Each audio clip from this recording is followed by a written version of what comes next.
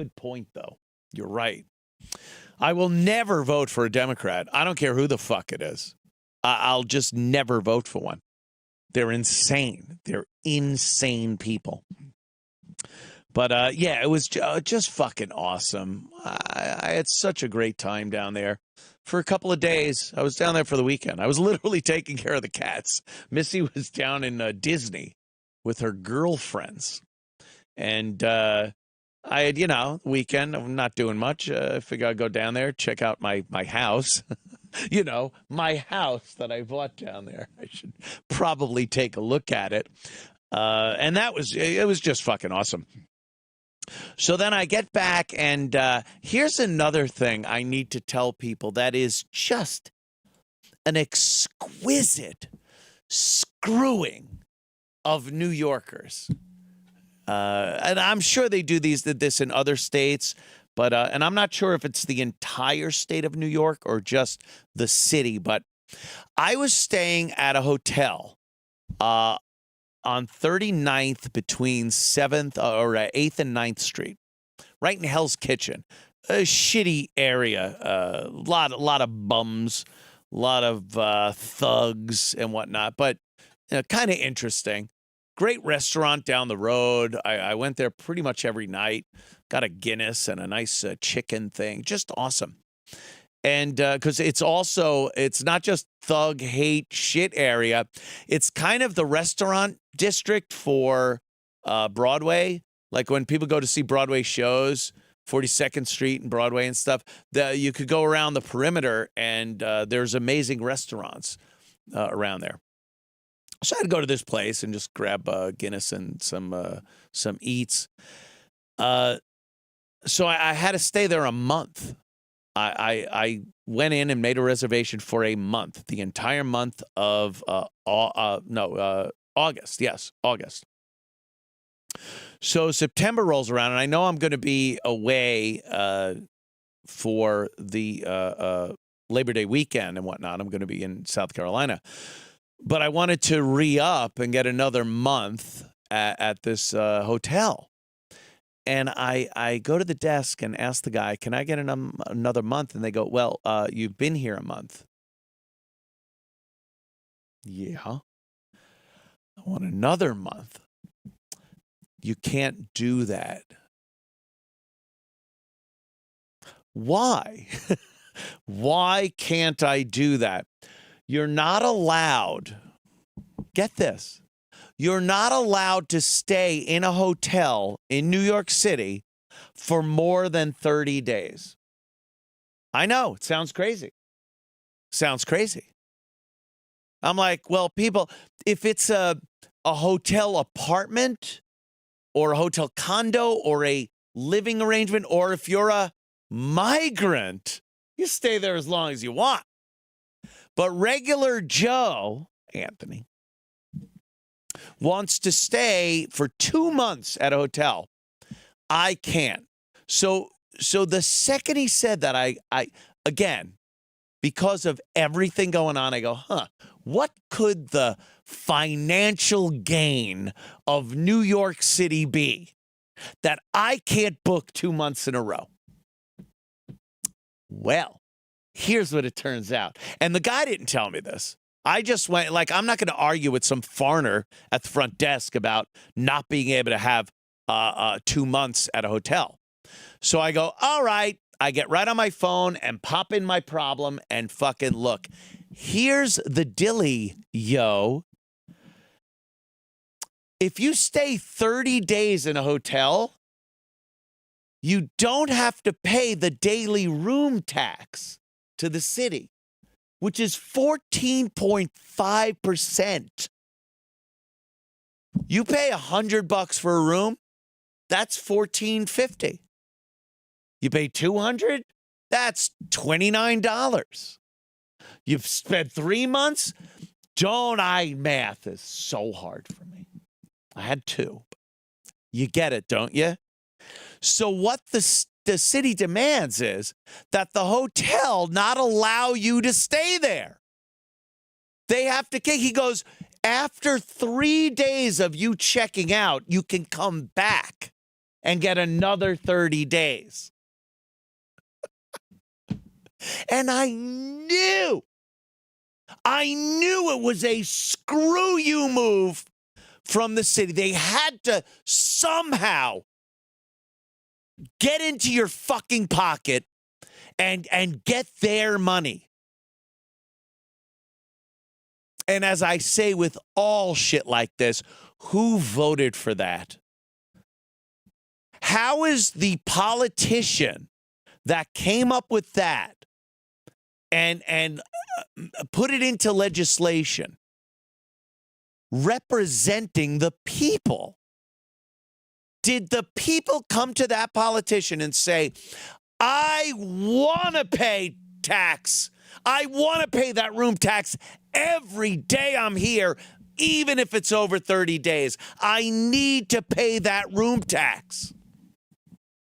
Or did the hotel consortium give a fuckload of money to the city and say, yeah, we'll adhere to your rules. Oh, and by the way, I don't doubt this either. The hotels get a kickback. Not a mob guy gets an envelope, but they get some tax deduction on their business because now they won't allow people to stay there 30 days. So I'm like, is this what the people want? Is this representative of the people? Of course not. Of course not. But does that matter anymore? How many laws, regulations, rules that we have to follow are actual representations of what the people want? None. Zero. And that was the way this whole thing was supposed to run. Do you get that? It was all supposed to run that way. Hey, Bob here. He's a great guy. Boy, I sure would love to go to the Capitol or even our town hall and voice my displeasure with something or my opinion on something. But I can't get there. I got work to do. I can't do that. Why don't we all tell Bob what we want? And then Bob can go and talk to the town hall and voice our concerns. All right. He's your representative. Now he goes there and talks to them. And now there's another representative that listens to all the other towns, right? Because there's a bunch of Bobs. There's Bobs from all over different towns. And then all the Bobs talk to another guy, and he gets their opinions. And they might be varying opinions, but maybe votes are taken, consensus, maybe just compromises, whatever it is. Then that guy goes to the next level of government. You see how it works?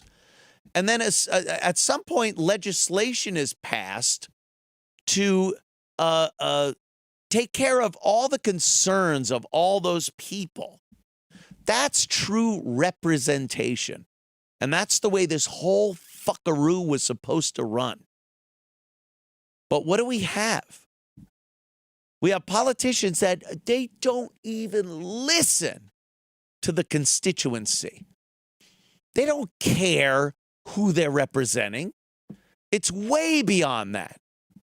Because you look at some of these laws and rules and regulations and whatnot, and you go, I can't imagine one fucking person saying, please do this. And then they do it.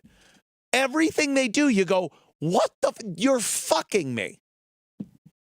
Again, find me a group of people that went through that representative process where they step up each time to another level of government and said, please make it so 30 days in a hotel, I have to be kicked out because I won't be paying my city room tax. Who's saying that? Yeah, that's where we are. Blood. We just need blood at this point. Blood in the streets. Blood for the tree of democracy, freedom. Yeah, I've so had it. Over the course of the years, it's all I see. Going downhill. And speaking of downhill, holy fuckaroony. Let me tell you what I'm done with. Remember when I said I was, when I'm out of the business of, I am out of the business of the Renaissance Hotel. One of my faves. Renaissance has been one of my favorite hotels, not only because it's within staggering distance to Sullivan's or this very studio. I get back from South Kakalaki. I land at LaGuardia Airport. I'm exhausted. I've been up. I didn't go to sleep. I'm just fucking exhausted.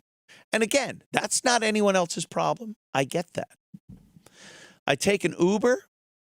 Quick ride, by the way. Like half hour from LaGuardia to the Renaissance. I had already booked a room for a couple of nights over there. I get there. It is 2-ish, and I understand check-ins at 3. But a lot of times they have a room for you, especially if you're a member, a Hilton's member, is what I am, whatever it is. And I get to the desk, and I say if there's a room, and they're like, oh, no, sorry, we'll text you when there is. And I'm bummed because I am fucking exhausted. I'm bummed, but I understand. Look, I'm there before check-in. Check-in's at 3. And they're 2-something. I get it. She goes, we'll text you when your room is ready. All right. I sit in the lobby area. All of a sudden, and I assume that other people that are there early are sitting in that area. And they're probably tired and want to go to their rooms. They start blasting music from, this is the lobby, from the check-in desk. And they're yapping, singing, and dancing. And even then, I'm like, all right, I could sleep through anything. But I'm looking at other people going, I can't imagine they're happy with this. I wasn't, but I'm impervious to noise. I can sleep through anything. I'm good. I just wanted to sit on one of the couches and wait until my text. I actually had my phone in my hand so I could feel it vibrate and wake me up when my room was ready. Well, the time's ticking by. I'm not getting that. 3:30. Now, this is a half hour after my room is supposed to be ready. Its check-in time is 3. I walk up to the desk and I go, look, anything? Is my room ready? They have no idea what I'm talking about. I'd already been through the check-in procedure. ID, credit card, signed in, everything. I'm checked in. And this guy behind the computer at the desk is literally doing this. The music's playing. He's dancing. He's dancing! While I need a hotel room, he's dancing, again, asking me again for my ID. I'm checked in.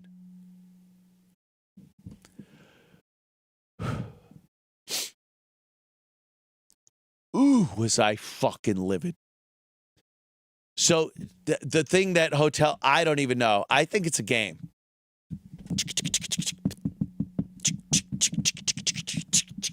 There's no reason for, I'm checked in.